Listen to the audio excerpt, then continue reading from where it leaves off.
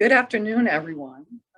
Again, super excited to welcome you to today's strategic roadmap panel discussion called One and Many, Integration and Differentiation at CUNY.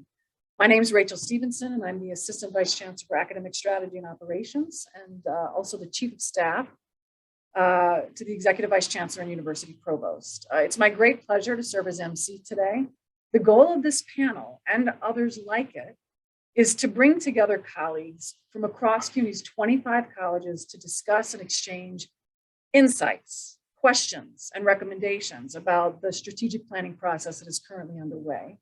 Engagement with a range of CUNY stakeholders is very important to the planning process, as we want the roadmap that is ultimately developed to reflect meaningful participation within our community.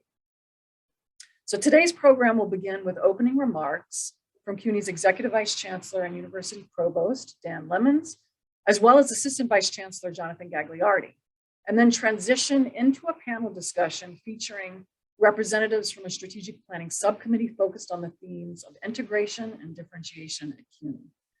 So throughout today's program, you have a couple of boxes that you can use to engage. I mean, clearly, many of you have discovered that those chat boxes are in play. I just want to specify, I think there's a Q&A box that you can all see. If you have questions specifically for panelists during today's discussion, it would be helpful if you use the Q&A box, because that will come directly to us and we can try to, integrate some of the questions that you have for panelists into our discussion at the end of today's event. So thank you so much for your participation. Encourage lots of lively participation during this event. Just want to let you know this is a meaningful touch point for this particular subcommittee focused on integration and differentiation. And your feedback today through the chat box, through the questions that you ask, will definitely inform future planning work. So we encourage you to actively engage. Now, at this point, it is my pleasure to introduce our Executive Vice Chancellor and University Provost, Dan Lemons. Thank you, Rachel, and good afternoon.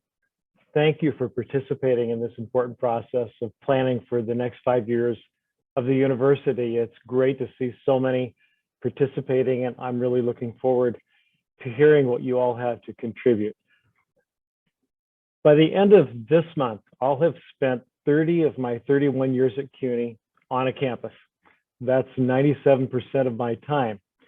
About half that time has been as a faculty member, the other half in a variety of administrative roles. During the other 3% of my CUNY time, which is just really this last year as EVC and University Provost, I've learned a lot about CUNY, and I've added a perspective seeing the whole university. What I've gained this year is a sense of how truly formidable CUNY is as a whole, and how its individual campuses, as a part of that, are distinguishing themselves, something that I've experienced myself being on those campuses. Unlike most state university systems, CUNY is geographically compact. It may not seem that way, but actually, when you consider that we are 25 campuses in a central office in a really small geographic area of New York State, we are truly compact. And that really allows us to function very differently than a lot of state university systems. We are, for sure, we're 25 campuses, but we also really can function as a whole in a way that I think is kind of unique. Part of the way that we do that, I think if we do it effectively, is we really do amplify the distinction of each of the campuses. They are distinct. They're in their own individual boroughs with their own stakeholders, really, and representatives that they respond to. But we are an integrated whole, and I think that really can amplify the impact of each campus and of all of us. So I think the challenge for us and the really great opportunity for us is to understand ourselves in that way as these distinctive and very important campuses, part of this hopefully integrated system that really does achieve a kind of synergy. If we really do that, and I think that will be helped a lot by this process that we're involved in right now, this strategic road mapping process, we're going to expand our impact. I think we're going to amplify it beyond what we might have as our individual expectations for what we can accomplish. So I'm really happy again to have each of you involved in this session this afternoon, and I look forward to what's going to come out of it. And with that, I'm happy to introduce Assistant Vice Chancellor for Academic Effectiveness and Innovation, Jonathan Gagliardi. Thank you, EVC Lemons, and congratulations on what has been 3 decades of an incredibly decorated career, helping CUNY really achieve its full potential. It's an honor to be with so many of you today. It's great to see such a healthy participation in what is the Chancellor's strategic road mapping process, a process that we're hoping will lead to a 5-year plan that we all can leverage to amplify the distinctiveness of our respective colleges, while also identifying opportunities for us based on shared interests and opportunities to work together and fully leverage the full power of CUNY. And so, as we begin to think a little bit more about what that means, what I wanted to do is orient you all towards the strategic road mapping planning framework, which I'll share on my screen right now. So generally speaking, one of the things for all of you to be aware of is that higher education systems like CUNY have really begun to reflect on how they can best support their respective colleges. And in order to do that, part of that is trying to provide tools, resources, and support to each college in its efforts to amplify its distinctive features, while at the same time looking for chances to be able to promote collaboration based on those shared interests, shared challenges, shared opportunities that our institutions face and can face individually or collectively. And so in keeping with that, higher ed systems continue to think about how they redesign themselves, in ways that allow us to be able to maximize our collective scale and to amplify our impact as the nation's preeminent vehicle for equity, upward mobility, and social and environmental justice. And so, as we begin to think about that, it's important to know where we've begun in our planning process, where we are in our planning process, and where we hope to be able to go with your help. So over the better part of the last 6 to 7 months, Chancellor Matos Rodriguez has enlisted the Office of Academic Affairs, as well as the broader university, to begin to think a little bit about what the future may hold for CUNY. And in an effort to look around the corner, he has asked the Office of Academic Affairs to help and lead the process of developing the strategic roadmap. To do that, the best place to start is with our colleges and their respective plans, many of you who have had a role in shaping them. And so we actually conducted a qualitative analysis of the college and school strategic plans to look for common patterns, common opportunities, and common challenges that might exist.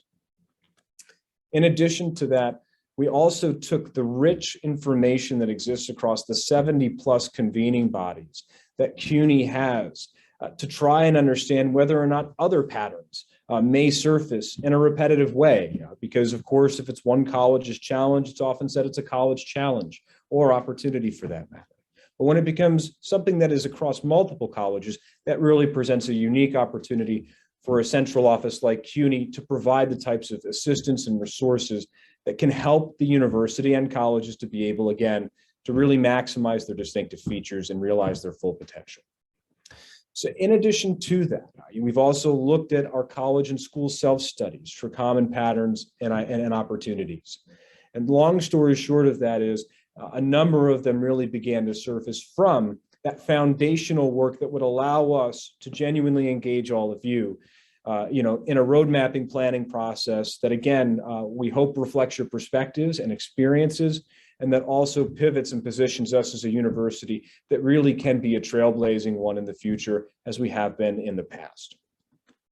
And so beyond that, given that this is the Chancellor's strategic roadmap, it was also important to enlist his advice and his wisdom, and trying to have a clear sense as to the direction we're hoping to collectively take the university. And in doing all of that, again, we looked for key patterns, key themes, key opportunities that would allow us to begin the process of designing a planning framework that you all had a voice in helping to shape.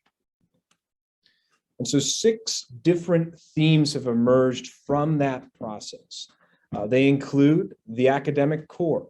And so obviously, the academic core, our programs, our faculty, our curriculum really are one of the lifebloods of our university. And so how it is we think about structuring that in ways that allow us to be able and deliver a high quality education of value across modalities, regardless of where a student may be in the borough or beyond, are some of the ways that we're beginning to think about the structures, the incentives, and all of the other things that exist that allow us to continue to offer the world-class education that we do. Of course, one of the singular features of CUNY more broadly is the fact that it is the nation's preeminent engine of upward mobility and prosperity. Maintaining that, understanding that, codifying that, scaling that, and accelerating that often is the key to CUNY, but also our individual colleges and schools to being able to distinguish themselves from colleges and universities across the country. Of course, to do that, research and innovation ecosystem is a crucial dimension of that.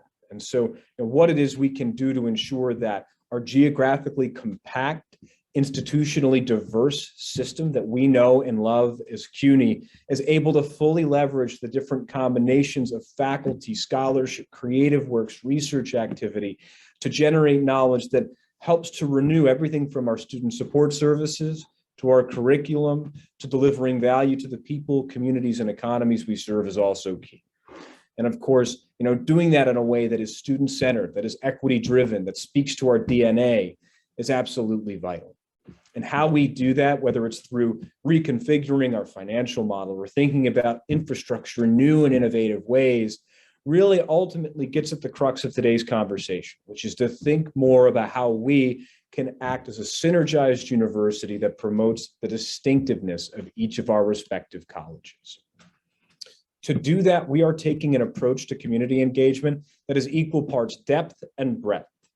On one hand, we have a steering committee that is representative of our colleges and schools, our faculty, our students, our staff, and the university office in a supporting role to try and generate some of the best thinking we can do together. In addition to that, there are over 140 different members of each of our respective subcommittees. Those subcommittees, being each of those 6 key areas we had spoken about. Each of those subcommittees is actually looking across and developing roadmaps for each of the core features that we were talking about previously, which will include bold visions for charting a course for the university's future. Thinking about what evidence we will need to know that we are making progress or we have achieved what that vision will be. Beyond that, thinking about problem statements, what their root causes are, the things we have control over and the things that we don't necessarily have control or influence over.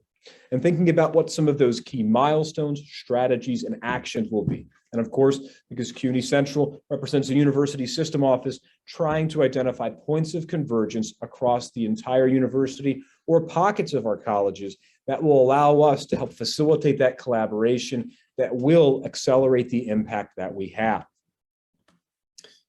As we're doing that, we are focusing on an evidence-based road mapping process to help facilitate that. And as I've mentioned previously, the 6 subcommittees working on each theme with over 140 members of the university community are thinking about how we craft a vision and end states, how we're thinking of problems and their root causes, whether or not the strategies, actions, and future states that we're thinking about are backed by evidence. And so as we continue to do that, we want a data-informed strategic road mapping process. Part of that data are your collective experiences and the words that you have to share both today, but also through the various channels that we're trying to engage. This is how we're trying to think of the logic model of our strategic planning framework that over the better part of the next 5 or 6 months will continue to unfold with a number of key events that will engage the broader college community. And so again, that will be done under the leadership of our steering committee with the guidance of our chancellor, but also through you sharing your collective voices and input. And so as we begin to think about that, we invite you both today and beyond that to continue and share your thoughts, your hopes, your concerns about CUNY, about higher ed more broadly, and about how we can continue to serve our students as effectively as possible and really continue to embody that world-class vehicle of upward mobility and equity that we know ourselves to be. There are a number of different events that have been planned, some of which have already happened, that are going to continue over the better part of the next few months. We have a panel on Friday for a student-centered, equity-driven university. We hope many of you can also join that. And in addition to that, in late May, we are also hoping to be able and enlist our folks to think about designing a convergent research and innovation ecosystem. In early June, we'll be thinking about reimagining strategic finance and university infrastructure. And beyond that, over the summer, thinking about catalyzing equity and upward mobility, in addition to holding retreats with our university student senate, our provosts, our presidents, and hopefully conducting a number of listening sessions with our university faculty senate. So more to come on those events. Again, we invite you to share your thoughts. There is a site that has been propped up for our strategic road mapping process. And I just want to thank all of you again for your attendance, for your engagement, and for your input. It will help this university continue to live and breathe its mission, vision, and value for serving the people, communities, and economies of New York City. With that, I'm going to hand it back to Rachel, and thank you all so much.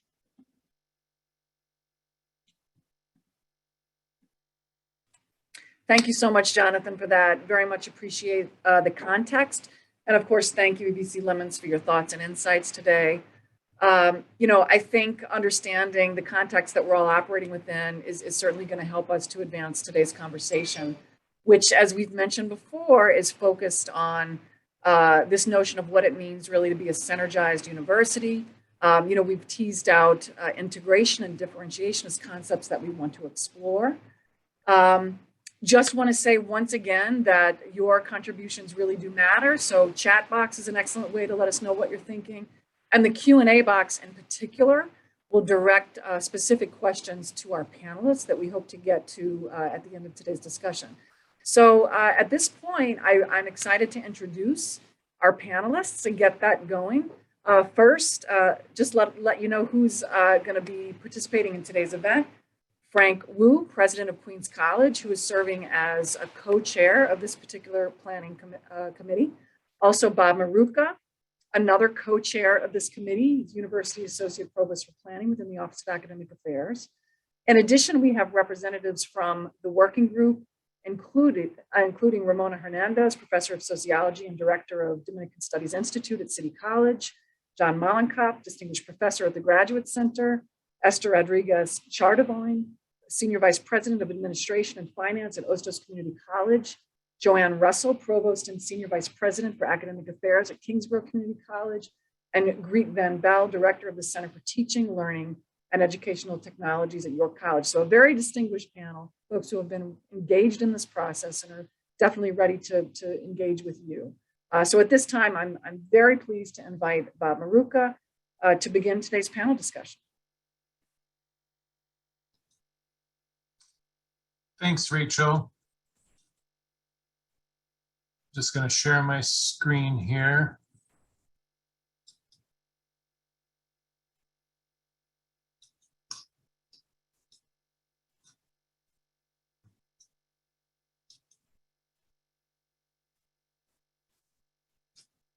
So CUNY and higher ed in general, I think, are at a key inflection point. We face many challenges. We're trying to overcome the loss and disruption caused by the continuing pandemic. We recognize that as a country, but also as an institution, we're far from achieving our ideals for equity and justice. And we're also facing the demographic decline of traditional college-age students, and that has implications for how we do our work going forward. So I think this is the right time to take a strategic look at CUNY's plans and goals. And as Jonathan indicated, the role of our committee is to look at how CUNY can best function as a system. How can we amplify the distinctiveness of each college? And how can we support college collaborations? In other words, how should we integrate and how should we differentiate ourselves? It's important to say up front that CUNY is already integrated and differentiated. We're bound together by a common mission. we want to provide, all of our colleges try to provide and do provide a first-rate education to all students, regardless of means or background. We're all working to better understand and respond to the challenges of our time. And we also share students who flow up and across all of our colleges. And, you know, we all like to complain about CUNY first, but thank goodness we have a single student information system that gives us common data, and one enterprise resource management system, one library service platform that all of our libraries share. So we're integrated in many ways. Our schools also have their own histories, their own strengths, and they're all separately accredited institutions with their own missions and goals. So CUNY is already integrated and differentiated. The landscape of college is changing, and I think demography and some of the demographic changes we've experienced is really important. Here on this slide, you can see two population pyramids. One is for New York City, from on the left is 2010, and on the right is 2019. And you can see the fattest point of each of these population pyramids, and each of these horizontal bars represents a 5-year cohort, with the youngest New Yorkers at the bottom and the oldest New Yorkers at the top. And the width is the total population in that cohort. So you can see that the widest piece of each of these population pyramids is the age 25 to 29. And that probably reflects that a lot of young people move into New York when they're young professionals, and then sometimes stay and sometimes move to the suburbs. But you see that from 2010 to 2019, that 25 to 29 year cohort got a lot wider. So that is because the millennial population got a little bit older, and that's the big population group. Following behind the millennial population is sort of the traditional college-age students. You can see that the 20 to 24 age cohort dropped from 613,000 students in 2010 to 551,000 in 2019. And the group immediately behind that, the 15 to 19-year-olds, fell from 533,000 to 450. And here you can see the same information in a different way. And again, the big news here is that the 20 to 24 year cohort in New York City fell by 10% roughly in the last decade.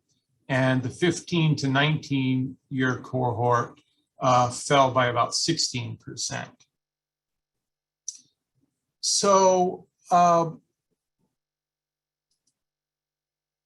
that has implications for our enrollment. And over the last 5 years, our enrollment has dropped by about 14%. And a big part of that drop came after the pandemic and is probably directly attributable to the pandemic. But the decline stopped, the decline began before the pandemic and is really related to some of the demographic changes that we were just discussing.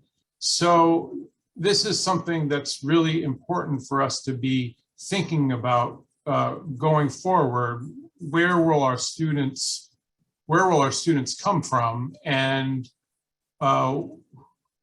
how, if we want to reverse the trend, how will we do so?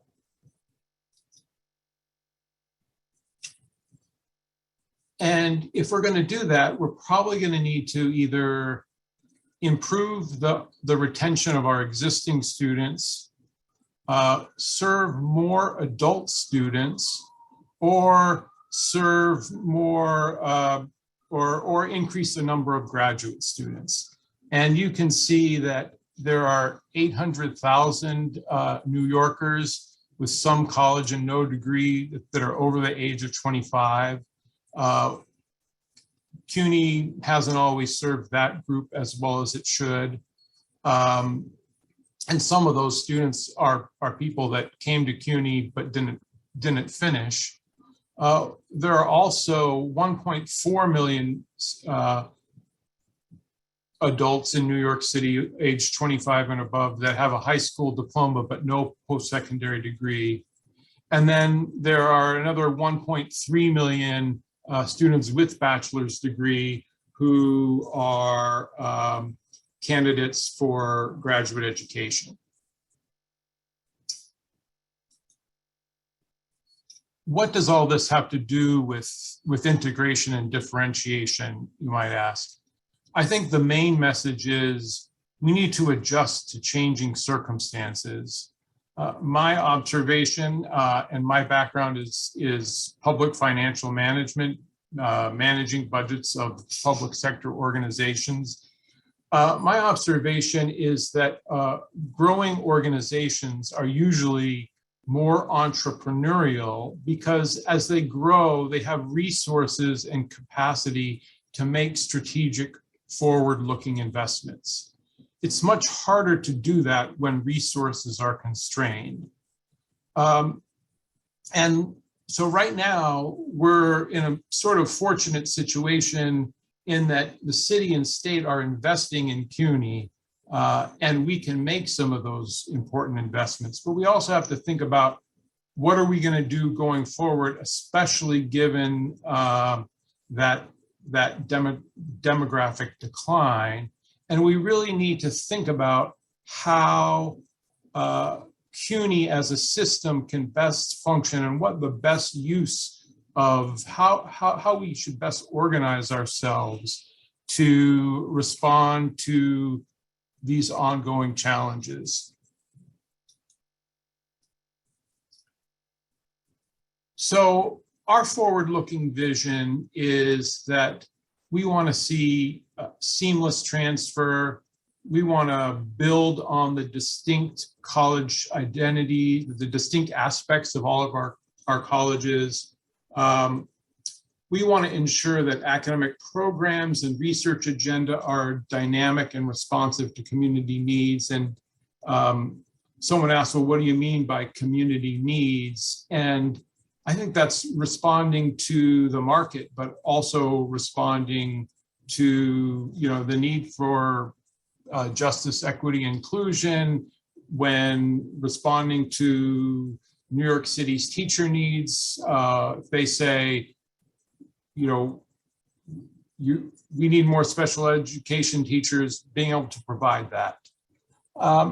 And in general, being able to better collaborate and to do so without a lot of duplication of effort. So as we organized our work, we organized ourselves into 3 working groups.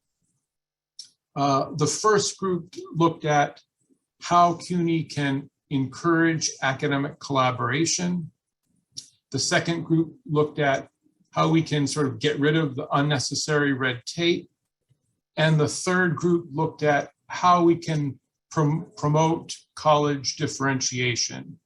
And there was lots of overlap in the thinking of all these groups, and we think that's a good thing. And we don't claim to have the answers to these questions and all of the questions. I think the panelists that you're about to hear from, they're thinking through issues and grappling them, and we want to hear from you today. So with that, I'll turn it over to Esther and Joanne, who are representatives from working group number 1.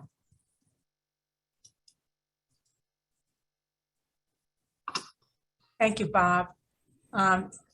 I can discuss a couple of these points and then hand it over to Esther. We had lively discussions in our working group. And one of the areas we discussed was targeting resources to leverage CUNY's faculty expertise and make much more visible the cutting edge work in disciplinary areas that contribute to solving the complex issues of the future, especially the future in an urban environment. We brought up topics in disciplinary areas such as health equity, climate change, the use of big data, and urban studies. This is truly where our collaborative work or our systemness can make a greater impact. Currently, it's challenging to know who is conducting what research across the university. And although we called this a repository of information that was transparent and easy to access, we need additional resources to act on the information and foster stronger collaborations. Connected to this, we also recommended elevating and supporting the work of the discipline councils to promote collaboration. The recent example of CUNY's Black, Race, and Ethnic Studies Commission provides us with an excellent model of how to bring experts together to study and make recommendations to the university, not only about academic programs, but research, hiring and promotion, campus culture, and student success. Esther, do you want to discuss a couple more? Thank you, Joanne. So yeah, I want to, the whole idea, of course, clearly the academic, technology, and administrative services for students. I think what we've learned from the pandemic that we really need to continue investing in those areas as we move to build more collaborative among the campuses. So I think that's important, and that seems to be the theme that I tend to hear in a lot of the meetings that I go to.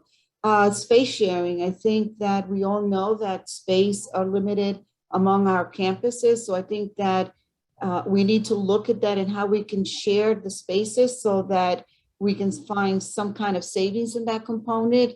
And therefore, it also provides more of a range for people to be able to work together and not just in silos. So I think that that's important. I want to touch a little bit about the program gap at the university level. We all have all different kinds of programs on our campuses, but I think we need to really look at those programs and see where are the issues, where are the weak spots, and what we can do about it. I know that when people hear the word, integration, right away, it's to that, oh my God, they're going to eliminate programs. That's not what we're trying to do. What we're trying to do is elevate those programs that we think that we can move them to the next level, and also allow more students, because this is, as the chancellor said, this is more of a student center strategic plan, so that whether they're in one campus or another, they can have access to participate in that program themselves. And that lends it for us to be able to recruit students, across all areas, as opposed to just in one particular school.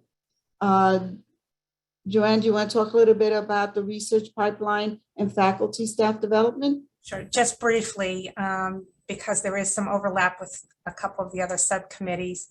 Certainly we have researchers at all level, from our students up through our graduate school. And so really utilizing that pipeline of researchers for both student success, but training the new generation of researchers is a way we could collaborate more effectively. And on the last piece here, CUNY has already been broadening its opportunities for professional development for faculty and staff. So to continue those opportunities and to enhance on what has already been happening is another effective way of utilizing our vast resources.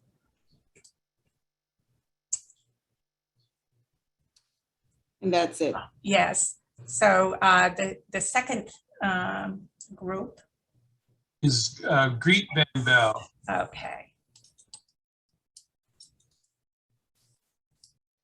Good afternoon, everyone. I'm happy to report about the work done so far by,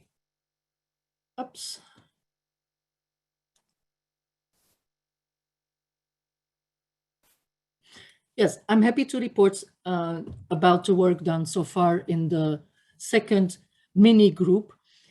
And there are mainly 3 points that emerged from the 2 or 3 meetings we have had so far. First point, we come from different colleges, from Lehman, from SPS, from the College of Staten Island, from York, and yet we share pretty much the same frustrations about a same set of processes, of operations, of policies, and of roadblocks and of broken links. So we have that in common. Second main point. Oh, actually, I should address probably some of those. The points, although there is a lot of overlap, as Joanne already said, with the other groups. The issues are issues that are in academic affairs, as well as in student affairs, as well as on the business side of our colleges. They concern transfer and e-permit. They are not smooth for students. They concern data that are not transferred properly or that disturb the workflow. I'm going to skip to the last point. They concern legal, where some colleges have small legal departments, and then they have to rely on central for other things, and it takes a lot of time. And actually, I do not know if you noticed, but my last bullet point is bigger than the other ones, because indeed our list of items that we collected, items that are broken links, are representing roadblocks, is actually pretty long. So we agreed on that second main point. We also agreed on what could be done about these roadblocks. And the direction here definitely is more integration and less differentiation. Now, when we talked about integration, and this is the third point, we said we need to discuss the role of CUNY Central in this integration.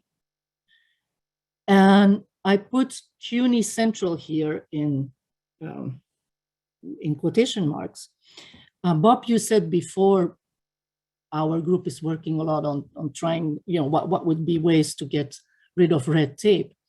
And I don't think it's a secret to anyone that at many colleges, Central is pretty much stands for that red tape. It's the bureaucracy. Oh, this is CUNY Central. So we thought CUNY Central, yes, can be a culprit, can be this red tape, but it's also the solution. Not the solution lies in CUNY Central as a space. We're not talking about integration in terms of centralization, but CUNY Central's roles, plural, could be to manage certain things. It could be to facilitate maybe inter-college integration. And it could also develop and provide. I'm thinking, for example, of for the master service agreements in procurement of technologies. CUNY Central can provide templates. CUNY Central can provide also templates for legal approval of technologies to be procured. And we said, oh, maybe instead of talking about CUNY Central when it comes to integration, maybe we can say, hey, one CUNY could actually, we can leverage one CUNY to benefit lots of these operations, and it could take away a lot of frustrations. So tomorrow, our mini group has the next meeting, and we're going to discuss these issues more, and I'm looking forward to hear later about feedback from you. Thank you. And next, Professors Mollenkopf and Hernandez will talk about the work of Group 3. It is a great pleasure to be here with you today. I was very grateful for the invitation to be a part of the conversations that bring us together this afternoon.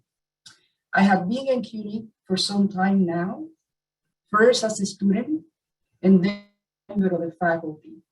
This was the first time that I have been asked to partake alongside a reputable group of colleagues to reflect on how to better position CUNY at the current juncture. I am grateful for the opportunity. I recognize that there are many colleagues highly qualified and who would be very happy and excited to do their part so that CUNY moves forward. As I see it, the ultimate goal of these conversations is to ensure that CUNY adapts to current changes and succeed, to continue being the institution that many wealthy schools envy because of CUNY's capacity to deliver an excellent and competitive education that makes social mobility a reality. This reality happens when CUNY opens its doors to people like me, an immigrant whose father never attended school, whose mother never completed elementary school, and who has a son who is now an abdominal transplant surgeon. I was given a choice of which group I wanted to be a part, and I gladly selected to join the differentiation group. My colleagues and I explored several questions, including the following. How can CUNY differentiate itself from other universities? How can it continue to offer an excellent education given the current circumstances?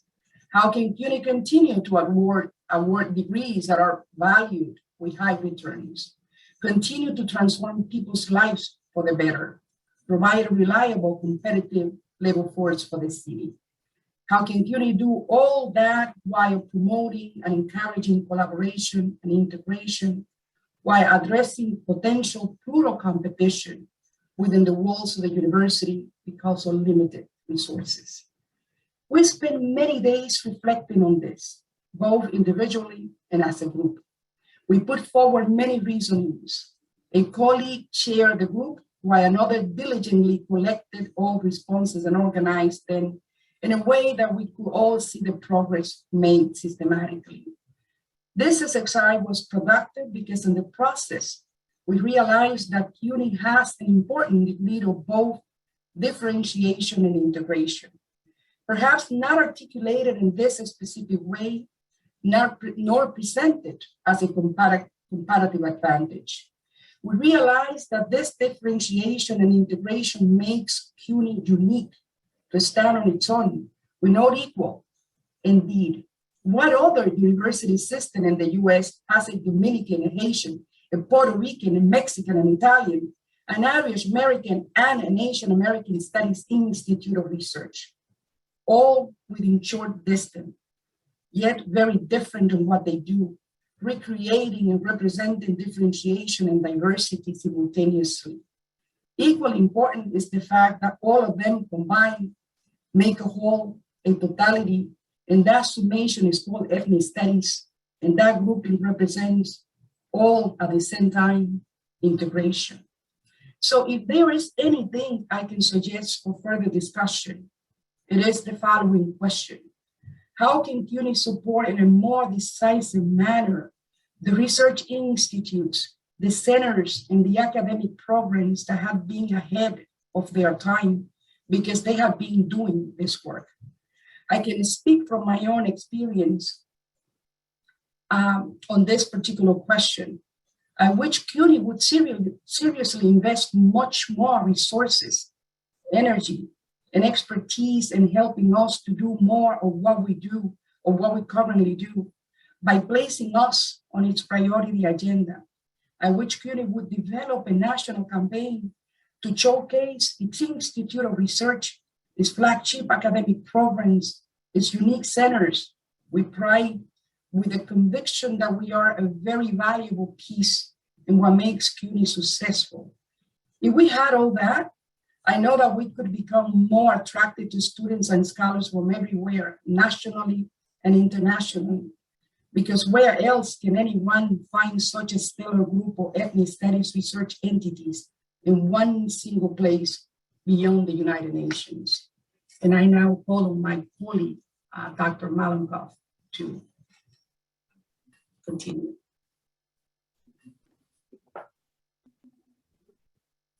Hello. Not seeing myself.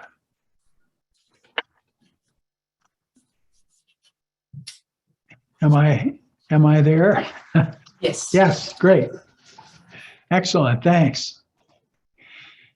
Thanks everybody for being here. We have almost 200 people with us, which is really fantastic. And we've been working well together as a subcommittee, and glad to share our thoughts with you and hear what you have to say for feedback.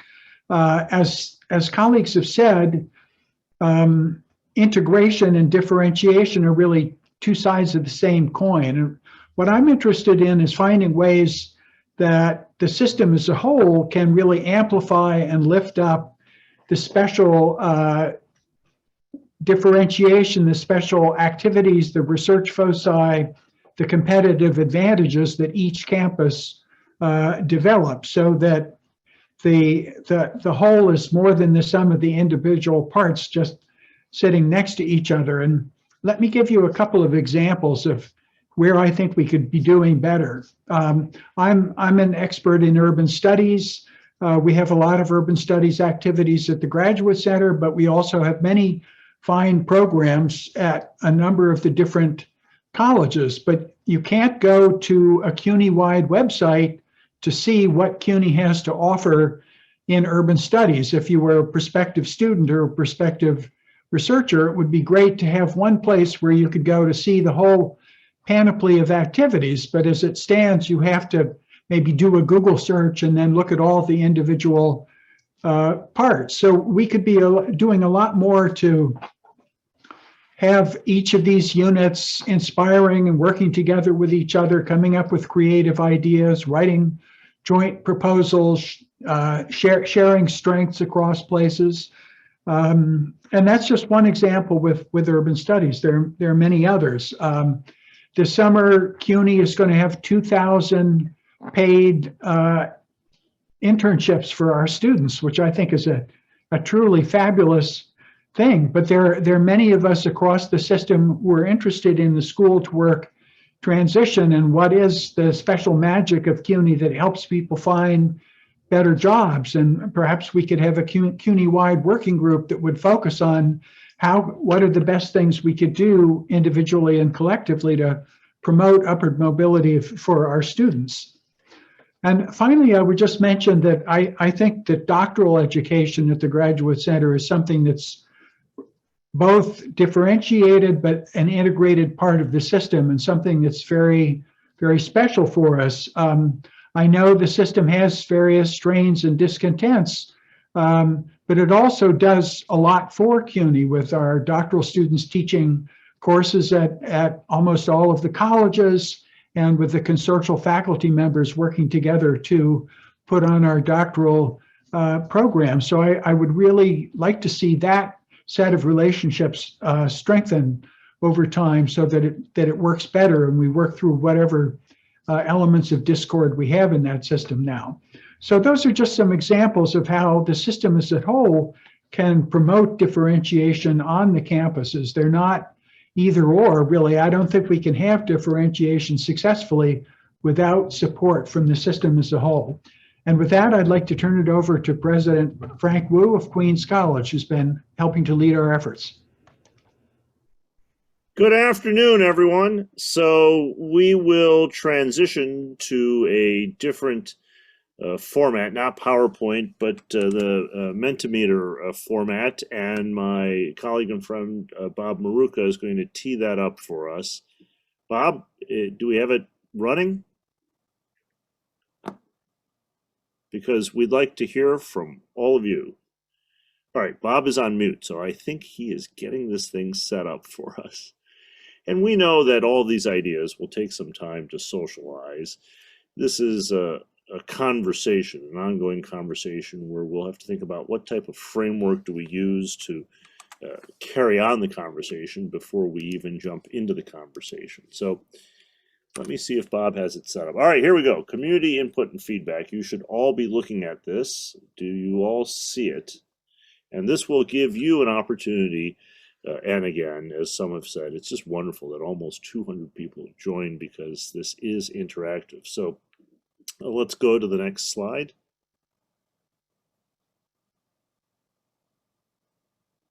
There we go. So let's take a look at these two options. Oh, they're both labeled A. We have A and A. All right, so the first A or the second A. If you would help us by registering your preference, which statement more closely reflects your view? Oh, let's back up so that we can read this. All right, the first A, integration and differentiation are complementary. CUNY as a system can reach its full potential if it encourages both more integration and more differentiation among its colleges. Or the second A, there is tension between integration and differentiation within the CUNY system. We must decide if we want more of one or more of the other. We can't have both. So let's take a look at how you would choose among these. Here we go. So people should log in either through another browser or on their phone to www.menta.com and put this code in, and you can start voting. And we will watch this in real time. So we do want to see what you have to say. So we'll give this a moment. You know, we had lively discussion in each of the groups, but we wanted to expand this to a larger group, and that's why you're here. So we can get a sense, are these the same thing? Are they different? Do they complement one another, or are they in tension with one another? Integration on the one hand and differentiation on the other hand. You can watch this make its progress.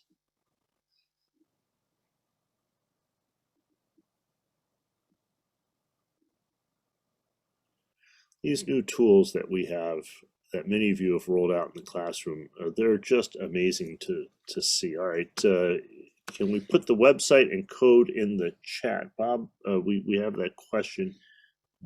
Allow me to defer to you as the expert here on adding this to the chat. It's www.menti.com. Again, that's www.m as in Mary, E as in Edward, N as in Nancy, T as in Thomas, I as in Indigo.com. The code is 3047-0017. That code, once again, is 3047-0017. If this job doesn't work out, perhaps I can host a cable TV shopping show. So we'll give this another moment to gather the votes, and we are seeing a robust response rate, so that's good to see. We'll see when it stabilizes.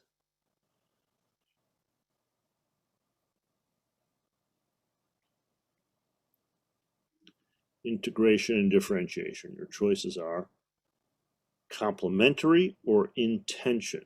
The code, one more time, 3047-0017.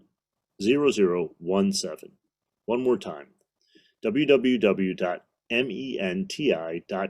www.menti.com, and please use this code 3047-0017. One more time, 3047-0017.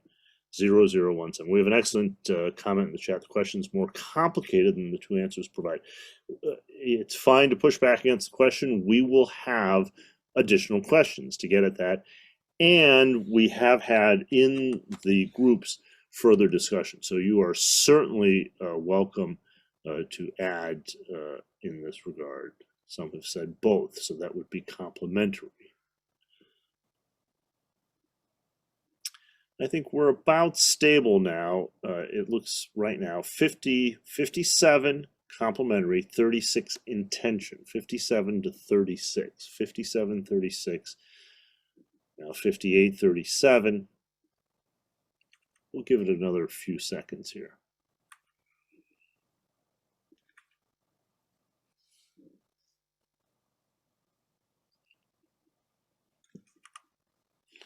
Fifty-eight, 37, 58, 37. Pretty close to the golden mean is the comment. All right, let's move on to the next slide.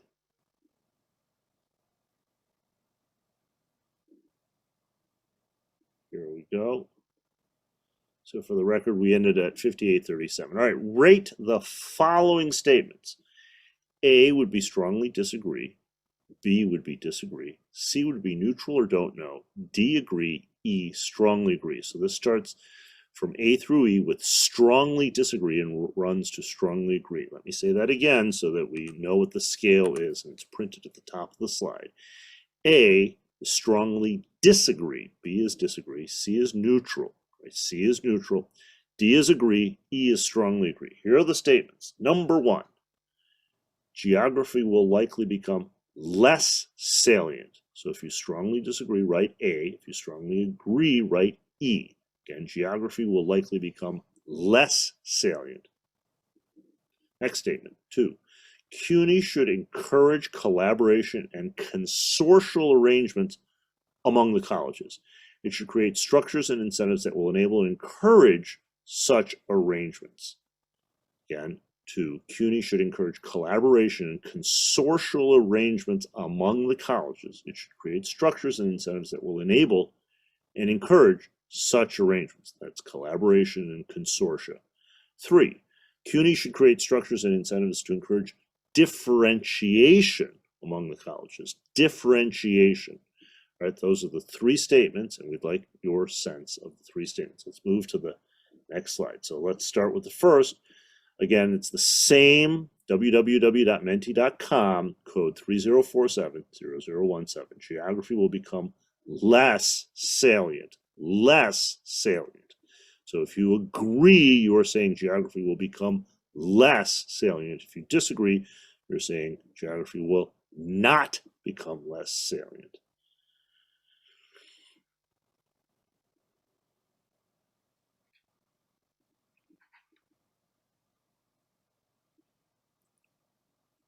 I'm very interested in this myself as a new New Yorker, resident in Queens, just 1 mile south of our beautiful campus at Queens College. But I do spend time in all of the other boroughs and do enjoy visiting. All right, this seems to have stabilized with 17 strongly agreeing that geography will become less salient, 37 agreeing, so that would be 54 either agreeing or strongly disagreeing, 10 don't know or neutral, 25 disagree, 4 strongly disagree. So it's about 54 to 29, now 55 to 30 approximately, that geography will become less salient. So quite a bit more believe geography will become less salient. All right, now let's take a look. CUNY Central should encourage collaboration and consortia. Collaboration and consortia. Consortial agreements. Consortial agreements. Okay. Are you in favor of collaboration among campuses and consortia? Consortia. That's very interesting.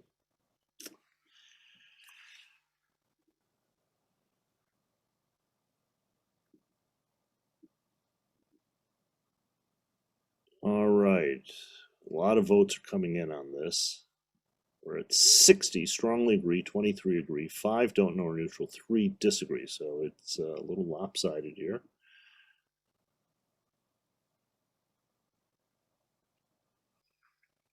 All right, it looks like it's stable. That's 60 strongly agree, 24 agree. So 84 either strongly agree or agree. on collaboration and consortium, 85 now. 6 don't know or neutral, 3 disagree. We're steadily adding to the agree. So it's about 86 to 3 at this point. Okay, let's go to the next. CUNY should create structures and incentives to encourage differentiation.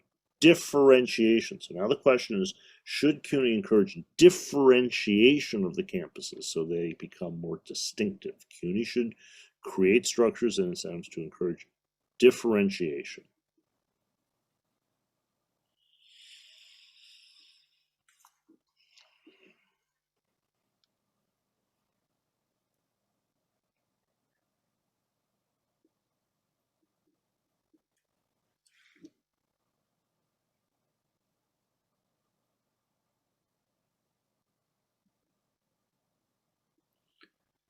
All right, this looks like it's stabilizing with 27 strongly agree, 40 agree, 11 don't know or neutral, 11 disagree, 1 strongly disagree. So it's about 67 strongly agree or agree to 12 disagree or strongly disagree.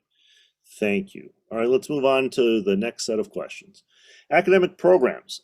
Now, there are 2 prefatory statements. Understanding that every academic program is different and specific circumstances always need to be considered. What is the minimum number of degree certificate awards that an academic program should confer over a 3-year period before a college should take a closer look and take some action to bolster the program? What's the minimum number of degree or certificate awards of graduates that an academic program should be conferring over a 3-year time period before college should take a closer look and take some action to bolster the program over a 3-year time period? Your choices are 3, 6, 9, or 12. 3, 6, 9, or 12. Remember, this is over a 3-year time period. So if you were to pick 3, that would be 1 per year over a 3-year time period. So let's take a look at what the results are.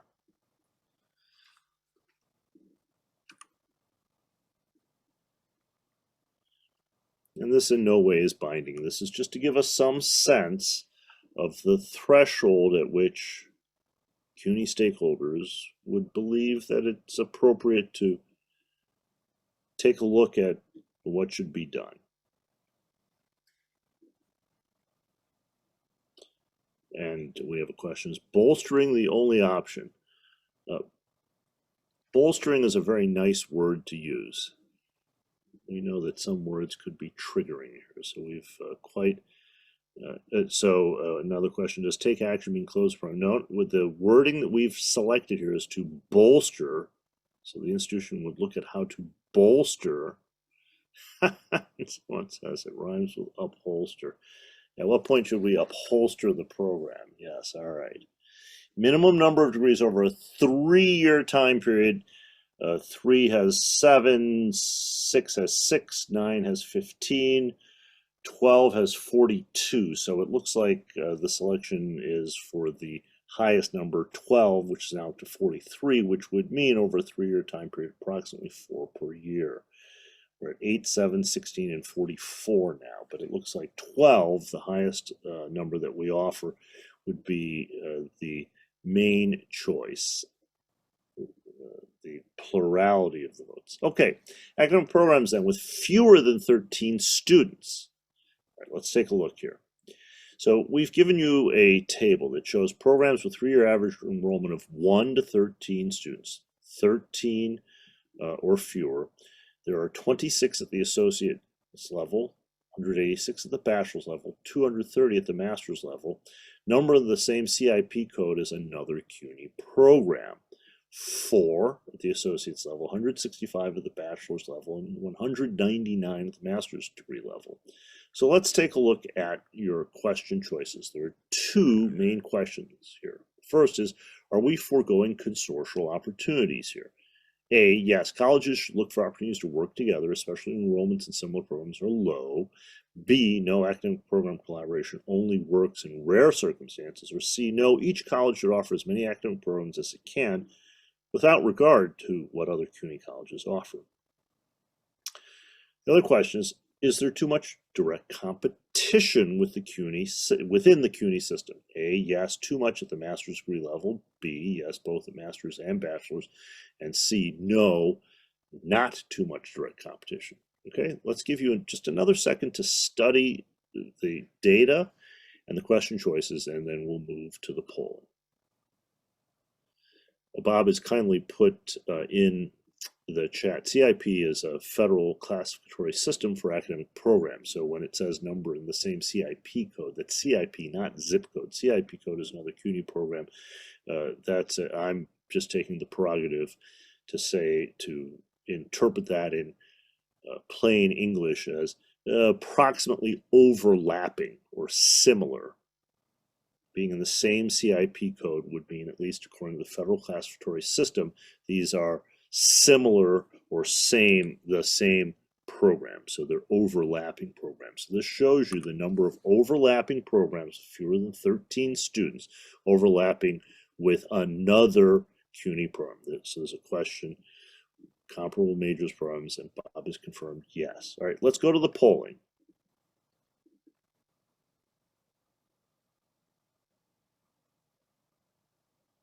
Okay, are we foregoing consortial opportunities? So your choices are yes, we should have more consortial opportunities, especially among loan enrollment programs. No, consortial opportunities rarely work. Or no, colleges should offer more of their own programs without regard to what other CUNY campuses are doing.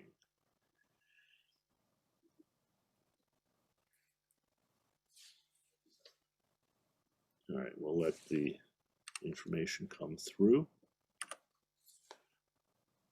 Are we foregoing consortial opportunities? Are we foregoing consortial opportunities? 67 say yes. 67 say yes, we are foregoing consortial. 68. 9, no, it rarely works. 3, colleges should offer more of their own programs without regard to what other CUNY campuses are doing. Okay, it appears to be stable, and this is lopsided. 69, yes, we're foregoing 70. We're foregoing consortial opportunities among loan enrollment programs. 10, no, it rarely works. And 3, no, colleges should offer more of their own programs regardless of what other CUNY institutions are doing. Now let's go to the next question. Is there too much direct competition? This is within the CUNY system. Is there too much direct competition? Yes, too much at the master's level. Yes, too much at both master's and bachelor's, or no.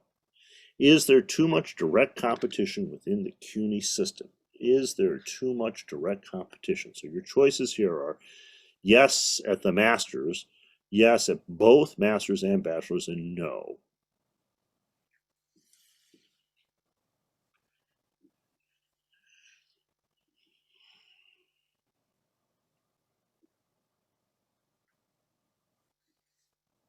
And in the chat, there's a vote for yes at the bachelor's level without comment on the master's level. All right, this looks like it's stabilizing with 51 saying yes, too much at both levels. 51, too much, 52, too much competition at both master's and bachelor's level within the CUNY system. 4, too much at the master's level. 53 now for too much at both levels, and 23 saying no, there is not too much. Okay, let's go to the next slide. Student services and operations, word clouds. We're doing word clouds, word clouds. Can you name one student service not offered? Can you name one student service not offered universally at CUNY that should be? Can you name one student service not offered universally at CUNY that should be? In a word or two, what opportunities are there to improve non-academic aspects of CUNY operations through integration? In a word or two, what opportunities are there to improve non-academic aspects of CUNY operations through integration? I won't suggest anything, that would be leading. In a word or two, what opportunities are there to improve non-academic aspects of CUNY operations through differentiation? Through differentiation. All right, let's do the word clouds. Shall we go to the first? Name a student service that is not offered universally at CUNY that should be. Name a student service. This is like that old TV game show, Family Feud.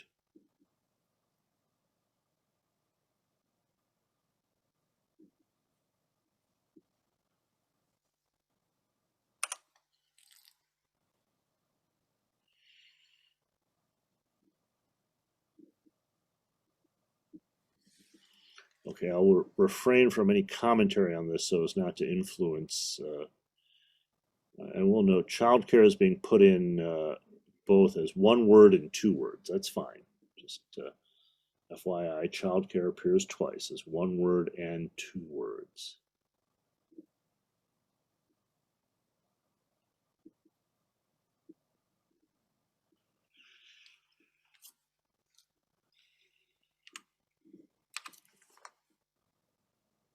Okay. And we are recording all of this, so we will, and childcare also appears as on-campus childcare. So note, childcare appears 3 times as childcare one word, childcare 2 words, and as on-campus childcare. So eyeballing it, it looks like childcare would be, if you combine all of those, would be the single leading option. We're still seeing. We're moving around here. Okay, so let's all just take one moment to take a look at the word cloud here. All right, thank you so much. All right, let's turn to the next poll. In a word or two, what opportunities are there to improve non-academic, let me emphasize, non-academic aspects of CUNY operations through integration? What could we integrate? What could we integrate? It's non-academic. What could we integrate? What could we integrate?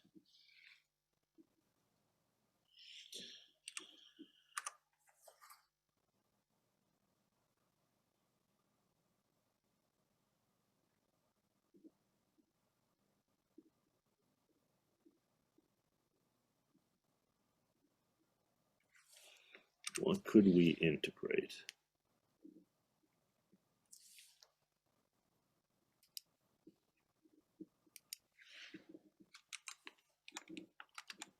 What could we integrate?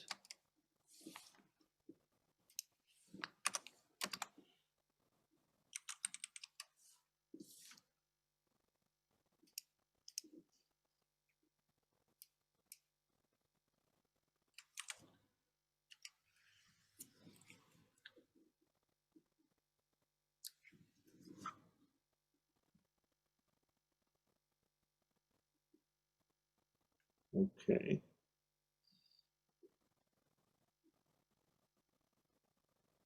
All right.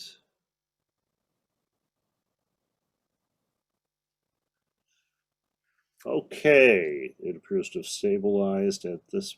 Well, we're still seeing some input. That's great. All right. We see at the center transfer evaluation, career services, and procurement.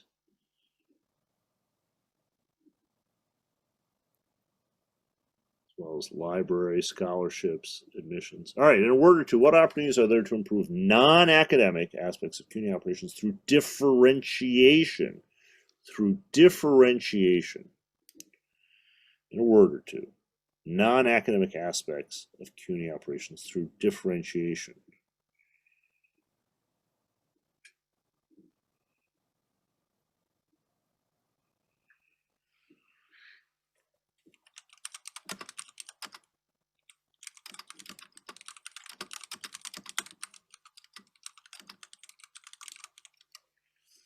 Okay.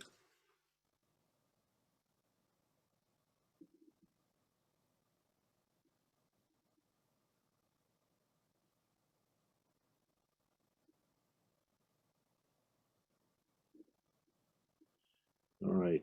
Community-based programs, community service, community outreach all appear, community partnerships. So things related to the community appear multiple times, as well as the word none. All right.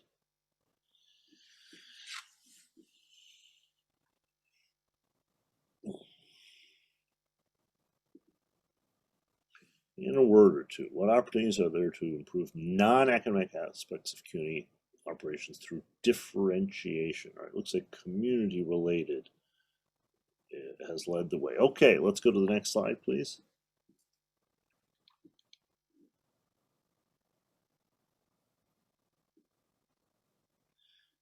That's it. We've reached the end of the Mentimeter polling, and I will turn it over back to our moderator, Rachel. Thank you so very much. It's an honor to be co-chairing this working group. Fascinating. Fascinating. Actually, I invite all of our panelists now to turn on their cameras so that we can be a part of a quick debrief. Yeah, I found that super fascinating and wonder if any of you have any quick reactions to feedback from our stakeholders that we got during those interactive questions.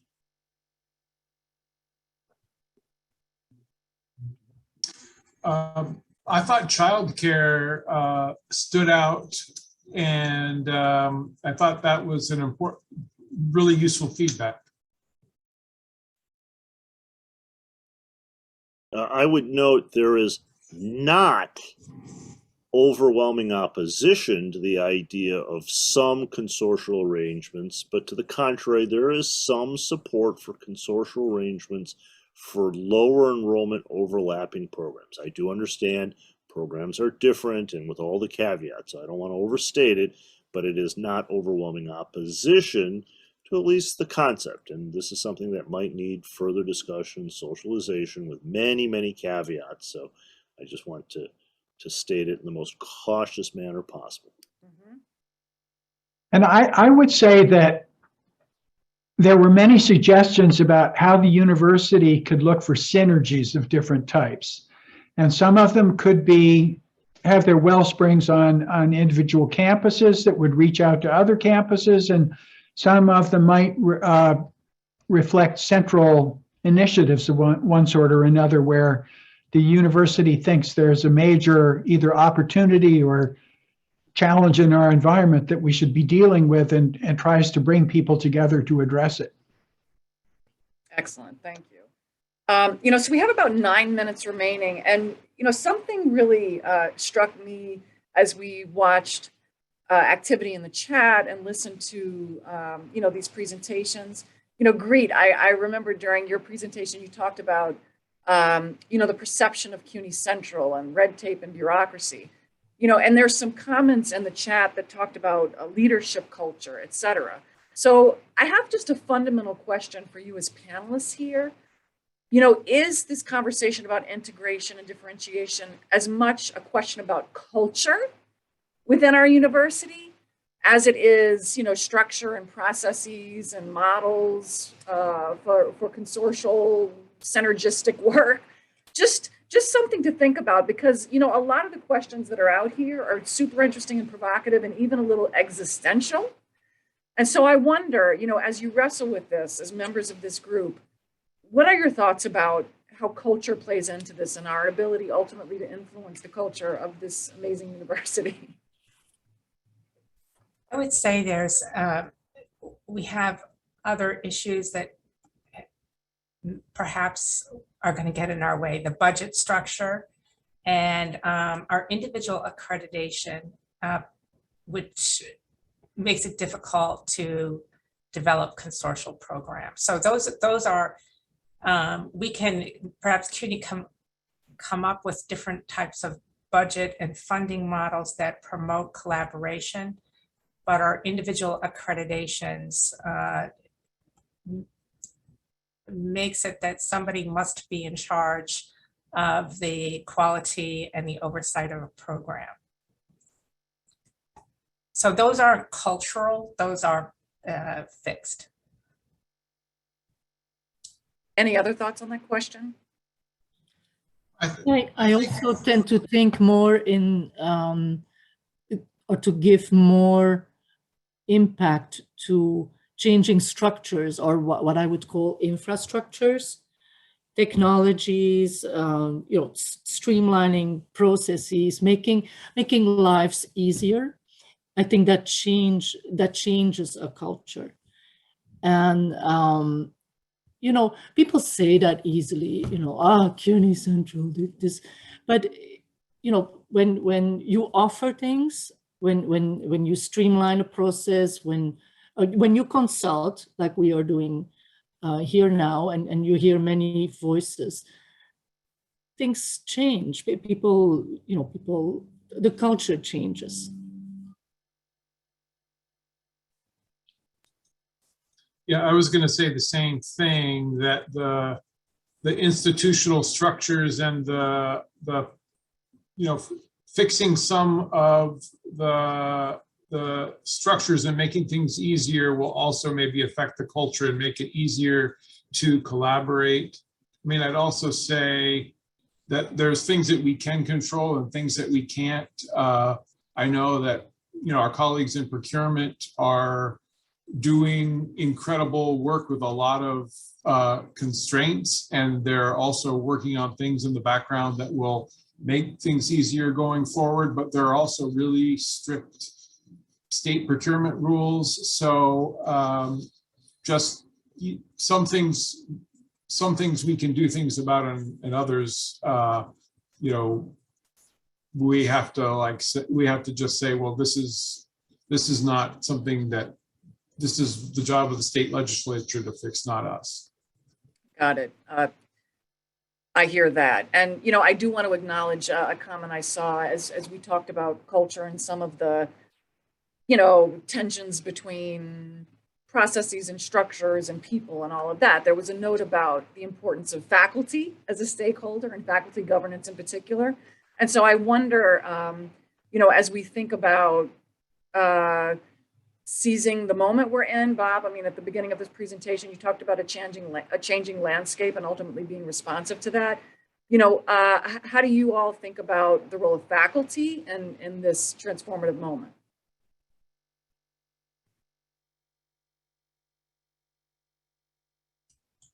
Faculty are our greatest asset, and I think several panelists and some of the audience brought up the incredible opportunities we have with research and scholarship, especially in solving the problems that we are encountering in the city.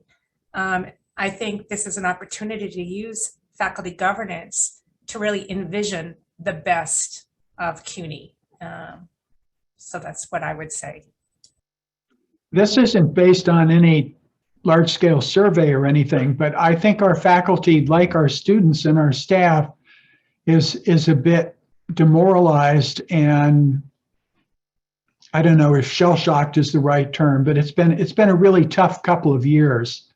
And both on our college campuses and as a whole system, we have to have some things to look forward to as positive developments that we can all get behind and get excited about, because we've had a lot of negative things that we've had to cope with. So I think finding ways to lift the spirit of the system as a whole is something it's an obligation for all of us to try to figure out. Absolutely. And John, that may be the perfect note, actually, for the end of this conversation. I want to thank all of you for being panelists, and Bob and Frank in particular for being leaders in this space. The subcommittee has a lot of interesting work that it will continue to do. And I have to say, those of you who have been a part of this conversation today, you have definitely informed this conversation. And I know that every subcommittee will be reflecting on what's been shared today. And just to echo what Jonathan Gagliardi mentioned earlier, there are additional panels on the horizon. In fact, this Thursday, we have one focused on access, student success, care. I think the link has been dropped into the chat. We welcome ongoing participation and encourage you to keep talking to us, either via email or through the forum that lives on the Strategic Roadmap site. This is a process. We are all part of this community, and we want to create a roadmap that we all believe in. So thanks again for your time today. And we hope that we connect with you all soon. Have a great one. Thanks, everyone.